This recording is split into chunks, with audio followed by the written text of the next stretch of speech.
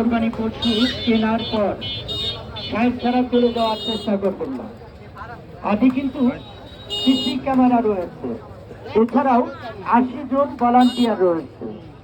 তারপরেও যদি পালিয়ে চলে যান, আপনার বৈধ কুরবানিতে ইজারাদার অংশীদার হয়ে যাবে।